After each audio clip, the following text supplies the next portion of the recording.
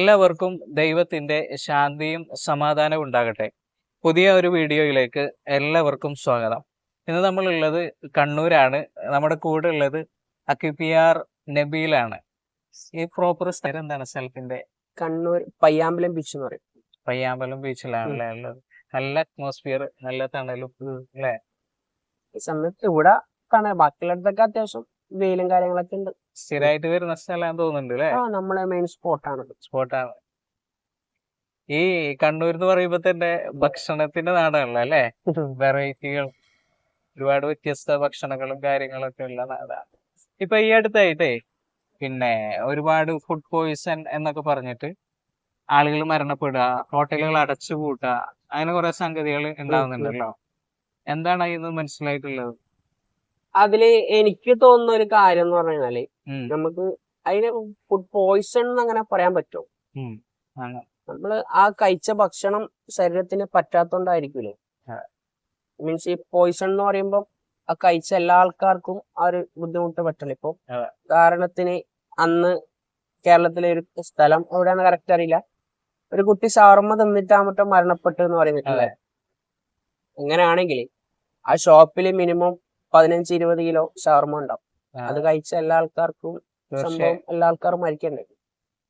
അപ്പൊ അതിന് പോയിസൺ എന്ന് പറയാൻ പറ്റില്ലല്ലോ. ഇല്ല, കഴിച്ച ഭക്ഷണം ശരീരത്തിന് പറ്റാത്തതുണ്ട്, അങ്ങനെ വേണം നമുക്ക് പറയാം. ചിലപ്പോ ക്ലീനിങ് പ്രോസസിന്റെ സമയമാണെങ്കിൽ ഭക്ഷണം അകത്തേക്ക് വന്നു കഴിഞ്ഞാൽ സ്വാഭാവികമായിട്ട് പുറന്തള്ളാൻ ശ്രമിക്കാം. ഇപ്പൊ പനിയൊക്കെ ഉള്ളപ്പോ തന്നെ നമ്മൾ ശ്രദ്ധിച്ചിട്ടില്ല, അതെ അതെ, ഛർദിച്ചിട്ടും വയറ്റും നോക്കൊക്കെ ആയിട്ട് നമ്മള് സ്വാഭാവികമായി അത് കഴിച്ചത് ആ കഴിച്ച സമയമോ അല്ലെങ്കിൽ ശരീരത്തിൽ വേറെ എന്തെങ്കിലും പ്രവർത്തനം നടക്കുന്ന സമയത്തായിരിക്കും ഇത് കഴിച്ചത്. അപ്പം ശരീരത്തിന് ഇത് വേണ്ട, ഇത് പറ്റൂല എന്നുള്ള മെസ്സേജ് ശരീരം കൊടുത്തിട്ടുണ്ടാവാം. അന്നേരം സ്വാഭാവികമായി ഛർദി അതുപോലെ വയറിളക്കം സംഭവിച്ചിട്ടുണ്ടാവും. ആ സമയത്ത് നമ്മൾ ഹോസ്പിറ്റലിൽ പോവും.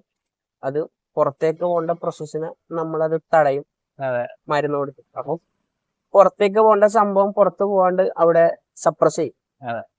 അന്നേരം സ്വാഭാവികമായി അതിന് പുറമെ പോയിസൺ ഉള്ളിൽ തന്നെ ആയല്ലോ. പിന്നെ ആളുകൾ മരണപ്പെടുന്നതിന്റെ കാരണം ശരിക്ക് ഇത് പേടിച്ചിട്ടാണ്. ഛർദി വരുമ്പോഴത്തേക്ക് വയറ്റ് നോക്ക് വരുമ്പോഴത്തേക്കും ആളുകൾക്ക് പേടിയാണേ, അതാണ് ഹോസ്പിറ്റലിലേക്ക്. അങ്ങനെയാണെങ്കിൽ ഇതിനു മുന്നേ ഈ സംഭവങ്ങൾ ഉണ്ടായിട്ടുണ്ട്. നമ്മളെ വീടുകളിലൊക്കെ സ്ഥിരം കാണുന്നതാണ്. ഇപ്പൊ നമ്മള് വീട്ടിലൊക്കെ എന്തെങ്കിലും സ്പെഷ്യൽ ദിവസങ്ങളിൽ എന്തെങ്കിലും ഫങ്ഷൻസും കാര്യങ്ങളൊക്കെ ഉണ്ടാവുമ്പോ ഫുഡ് സ്വാഭാവികമായും ബിരിയാണി അല്ലെങ്കിൽ അങ്ങനെയുള്ള എന്തെങ്കിലും ഫുഡ് ബാക്കിയാവും. അപ്പം ഇന്നലെ ഉച്ചക്കത്തെ ബിരിയാണി ആയിരിക്കും നമ്മൾ ഇന്ന് ഉച്ചക്ക് അല്ലെങ്കിൽ ഇന്ന് രാത്രിയൊക്കെ കഴിക്കാം. നമുക്ക് അന്ന് ആ ഭക്ഷണം കഴിച്ചാൽ എല്ലാവർക്കും ഈ ബുദ്ധിമുട്ട് ഉണ്ടാവുന്നില്ല. എപ്പെങ്കിലും റയറായിട്ട് 1-2 ആൾക്കാർക്ക് ഉണ്ടാവാം എന്ന് വിചാരിച്ച് എല്ലാ ആൾക്കാർക്കും ബുദ്ധിമുട്ട് ഉണ്ടാവുന്നില്ല. അന്നേരം നമ്മൾ ഈ പറഞ്ഞ പോലെ ഹോസ്പിറ്റലോ അങ്ങനെ നമ്മൾ പോകുന്നില്ല. നമ്മളെന്താ പറയാ, ഫുഡ് പോയിസൺ എന്നല്ല നമ്മൾ പറയാ, നമ്മൾ പറയും ഇന്നലെ കഴിച്ച ബിരിയാണി പറ്റിയിട്ടില്ല, അങ്ങനെ പറയാ. എന്നിട്ട് വല്ല ചൂടുവെള്ളം എന്തെങ്കിലും കുടിച്ച് അത് മാറ്റാനേ നോക്കുള്ളൂ. പിന്നെ വല്ല കഞ്ഞിയോ എന്തെങ്കിലും ലേറ്റ് ആയിട്ടുള്ളത് കഴിച്ചിട്ട് നമ്മള് ശരീരത്തിനെ പറ്റി മനസ്സിലാക്കാണ്ട്, ശരീരത്തിന്റെ പ്രവർത്തനങ്ങൾ എന്താണെന്ന് മനസ്സിലാക്കാണ്ട് നമ്മൾ വേഗം പോയി ഹോസ്പിറ്റലിൽ കാണിക്കും. വലിയ എന്തോ രോഗഭേദത്താൽ എന്തോ എനിക്കെന്തോ സംഭവിക്കുന്നുണ്ട് എന്നുള്ള മട്ടില് ഹോസ്പിറ്റലിൽ പോകും. ആവശ്യമില്ലാത്തതൊക്കെ ശരീരത്തിൽ അടിച്ച് കയറ്റിയിട്ടാണ്. ശരിക്കും ഇവിടെ ശരീരത്തിനെ വയറ്റ് നോക്കാണെങ്കിലും ഛർദി ആണെങ്കിലും അവിടെ ഒരു പ്രശ്നം സോൾവ് ചെയ്താൽ മതി. പക്ഷെ ഹോസ്പിറ്റലിൽ എത്തി ഇതുപോലെ മെഡിസിൻ കഴിക്കുമ്പോ ഇഞ്ചക്ഷൻ ഒക്കെ ചെയ്യുമ്പോ 2 പ്രശ്നത്തെ മറികടന്നിട്ടാണ് ശരീരം രക്ഷപ്പെടുന്നത്. ശരിക്ക് പലരും ഭാഗ്യത്തിനാ രക്ഷപ്പെടുന്നത്. കറക്റ്റ് അല്ലേ? കറക്റ്റാണ്. കാരണം നമ്മള് മെയിൻ ആൾക്കാരെ രോഗഭയാണ്. ഇതൊക്കെ ഇത് ശരീരത്തിന് എന്താ പറയാ നല്ലതിന് വേണ്ടിയിട്ടാണ്, നമുക്ക് നല്ലത് വേണ്ടിയിട്ടാണ് ശരീരം ഇത് ചെയ്യുന്നെന്നുള്ളൊരു ബോധം ആൾക്കാർക്ക് ഇല്ല. തീർച്ചയായും ഇവരെന്തോ എന്തോ ഒരു ബുദ്ധിമുട്ടായി കണ്ട് എനിക്കെന്തോ ആവുന്നുണ്ട് എന്ന് മനസ്സിലാക്കിയാൽ നമ്മള് ഭയന്നിട്ടാണ് ഹോസ്പിറ്റലിലേക്ക് പോകുന്നത്. അതാണെങ്കിൽ അങ്ങനെയുള്ള അവസ്ഥ മുതലെടുക്കാൻ വേണ്ടിയിട്ട് ഇപ്പോഴത്തെ ആൾക്കാരും മാത്രമല്ല മെഡിസിൻ കഴിക്കുകയും ചെയ്യും. ഇതിന്റെ ഭക്ഷണം കഴിക്കാൻ പാടില്ലാത്ത സമയമാണത്. അതിന്റെ മേലെ വീണ്ടും ഭക്ഷണം ആവശ്യമില്ലാത്ത സമയം. സ്വാഭാവികം നമുക്ക് ആ സമയത്ത് വിശപ്പ് ഉണ്ടാവില്ല. ഇല്ല, ഒരു പേടിയാണ്, കഴിച്ചില്ലെങ്കിൽ എന്തേ കുഴപ്പമുണ്ടാവോ എന്നുള്ള പേടിയാണ്. പക്ഷെ എന്നാൽ കൂടി ഒന്നും കഴിച്ചില്ല എന്നുള്ള പേരിൽ നമ്മൾ കഞ്ഞി കുടിക്കാൻ പറയും. ഒന്നും കഴിച്ചില്ലല്ലോ, കഞ്ഞി കുടിച്ചോ, വായിക്കൊരു രുചി ഉണ്ടാവില്ല. കാരണം ഒന്നാമത് ഛർദിച്ചിട്ട് നമ്മളെ വായൊക്കെ കയ്പടിക്കുണ്ടാവും. അന്നേരം നമ്മള് അതിന്റെ കൂടെ ടേസ്റ്റ് കിട്ടാൻ വേണ്ടി കുറച്ച് അച്ചാറും അല്ലെങ്കിൽ ഉപ്പിലിട്ട നാരങ്ങ അങ്ങനെയൊക്കെ ആക്കി ഇങ്ങനെ അഡ്ജസ്റ്റ് ചെയ്യും. അതും ശരീരം പുറന്തള്ളും. അപ്പം എനിക്കൊക്കെ ഇതിനു മുന്നേ എനിക്ക് ഇതുപോലെ സംഭവിച്ചിട്ടുണ്ട്. അത് നമ്മളെ കപ്പ ഉണ്ടല്ലോ, കപ്പ സാധാരണ കപ്പ കഴിക്കാൻ ബെസ്റ്റ് സമയം രാവിലെയാണ്. ശരീരത്തിന് നല്ലതും. കാരണം രാത്രിയൊക്കെ കഴിച്ചാൽ ദഹിക്കാൻ വേണ്ടി കുറച്ച് ബുദ്ധിമുട്ടുണ്ടാവും. ഗ്യാസ് ഉണ്ടാവില്ല. സ്വാഭാവികമായിട്ടും ഗുണമുള്ള സാധനങ്ങൾക്ക് ഗ്യാസ് കൂടുതലാണ്. ഞാൻ കഴിച്ചത് എനിക്ക് തോന്നുന്നു അക്യുപഞ്ചർ ഒക്കെ പഠിക്കുന്നതിന് മുമ്പാണ്. ഒരു 9 മണി 10 മണി ആ ഒരു സമയത്തായിരിക്കും. കപ്പ മുട്ടയൊക്കെ മിക്സ് ചെയ്തിട്ടാണ് കഴിച്ചിരുന്നത്. 9 സമയത്ത് 9-10 ഇടയിൽ കപ്പ മുട്ടയൊക്കെ മിക്സ് ചെയ്തിട്ടാണ് കഴിച്ചിട്ടുണ്ടായിരുന്നത്. സ്വാഭാവികമായും ശരീരത്തിന് പറ്റിയിട്ടില്ല, അത് റിയാക്ട് ചെയ്തു. വയറിളക്കം ഇല്ല, ഛർദി 2 ദിവസം. ഇതിനിടയിൽ അന്നേരം നമ്മൾ അക്യുപഞ്ചറൊക്കെ പഠിക്കുന്നതിന് മുന്നേ ആണല്ലോ, സ്വാഭാവികമായും നമ്മൾ മനസ്സിലാക്കി തുടങ്ങിയിട്ടില്ല ശരീരത്തിനെ പറ്റി. വേഗം ഹോസ്പിറ്റലിൽ പോയി. ഒരു ദിവസം അഡ്ജസ്റ്റ് ചെയ്ത് അങ്ങനെയൊക്കെ മാറാത്തത് കാരണം ഹോസ്പിറ്റലിൽ പോയി അവിടെ ഒബ്സർവ് ചെയ്ത് ഡ്രിപ്പൊക്കെ കയറ്റി. എന്നിട്ടും ഒരു മാറ്റമില്ല. മരുന്ന് കഴിച്ചു. ഏകദേശം 2 ദിവസം എനിക്ക് തോന്നുന്നു ശരീരം കംപ്ലീറ്റ് ആ മാലിന്യം പുറത്ത് തള്ളിയതിനു ശേഷമാണ് ഞാൻ പഴയ ഒരു കണ്ടീഷനിലേക്ക് എത്തിയത്. എന്നിട്ടും എനിക്ക് വിശപ്പൊക്കെ കുറവായിരുന്നു. പറഞ്ഞ പോലെ തന്നെ ഒരാഴ്ചയൊക്കെ 3-4 ദിവസം ക്ഷീണം ഉണ്ടായിരുന്നു. അതുപോലെ കയ്പ്പ്. അന്നേരം ഈ പറഞ്ഞ പോലെ കഞ്ഞി, ടേസ്റ്റ് കിട്ടാൻ വേണ്ടി അച്ചാറ്, ഉപ്പിലിട്ട നാരങ്ങ അതൊക്കെ മിക്സ് ചെയ്തിട്ടാണ് അഡ്ജസ്റ്റ് ചെയ്തത്. ഇപ്പൊ ഇതൊക്കെ പറഞ്ഞപ്പോഴേ എനിക്ക് ഓർമ്മ വരുന്നത് എന്താന്ന് വെച്ച് കഴിഞ്ഞാല് ഡോക്ടേഴ്സ് ഡയറി എന്ന് പറഞ്ഞിട്ട് ഒരു ബുക്ക് ഉണ്ട്. അതില് ഒരു ഡോക്ടർ പറയുന്ന അനുഭവം ഉണ്ട്.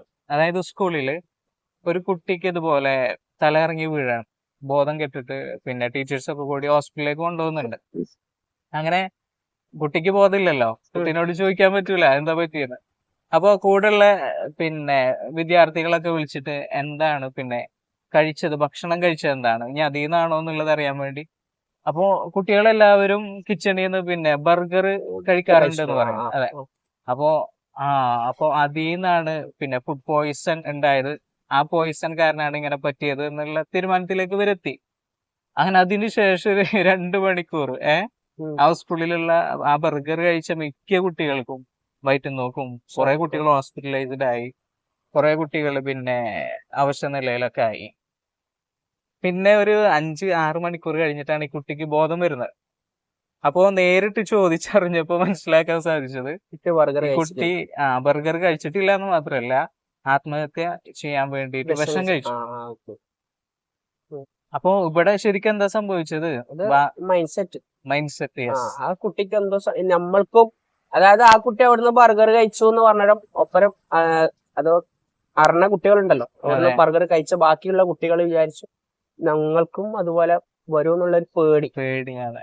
ഇത് സമാനമായ ഒരു സംഭവം കൂടി ഉണ്ടായിരുന്നു. ഒരു തടവ് പുള്ളിനെ ഒരു വിഷപ്പാമ്പിനെ കാണിച്ചിട്ട് അതിനുശേഷം കണ്ണ് കെട്ടിയിട്ട് പിന്നെ സൂചിയെടുത്ത് കുത്തിയ സമയത്താവട്ടം അവര് പാമ്പാണ് കഴിച്ചിട്ട് മരണപ്പെട്ട് പോസ്റ്റ്മോർട്ടത്തിന് ശേഷം ആ പാമ്പിലെ സെയിം വിഷം മനുഷ്യന്റെ ശരീരത്തിൽ.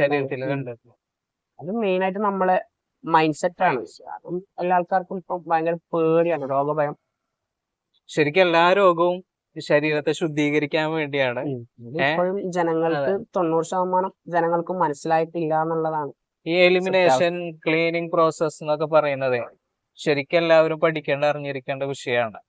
രോഗങ്ങളെ അപ്പൊ കൃത്യമായിട്ട് പരിചരിക്കാൻ സാധിക്കും. ഇപ്പൊ സംഭവിക്കുന്ന എന്താ വെച്ച് കഴിഞ്ഞാല് മറ്റുള്ള ചികിത്സയിലൊക്കെ പിന്നെ രോഗം മാറേണ്ട പ്രവർത്തനത്തെ, പ്രതിരോധ ശേഷിനൊക്കെ എതിർക്കുന്ന രൂപത്തിലാണ് അടിച്ചമർത്ത സങ്കീർണതയിലേക്ക് കൊണ്ടുപോകാൻ ശരീരത്തിൽ. ശരിക്കും അക്യുപഞ്ചർ ചികിത്സ ഉപയോഗപ്പെടുത്തുകയാണെങ്കിൽ കൂടുതൽ പ്രതിരോധ ശേഷി കൂട്ടാൻ ശരീരത്തിന്റെ കൂടെ നിന്ന് പിന്നെ അതിനെ ആ രോഗം മാറേണ്ട പ്രവർത്തനത്തിന് സപ്പോർട്ട് ചെയ്യാണ് ചെയ്യുക. അപ്പൊ ആരോഗ്യം കൂടും. അങ്ങനെ ഈ ഒരു തിരിച്ചറിവ് എല്ലാവർക്കും കിട്ടട്ടെ. അതാണ് നമ്മുടെ ആഗ്രഹം, നമ്മുടെ പ്രാർത്ഥന. എല്ലാവർക്കും അതിന് സാധിക്കട്ടെ. Thank you.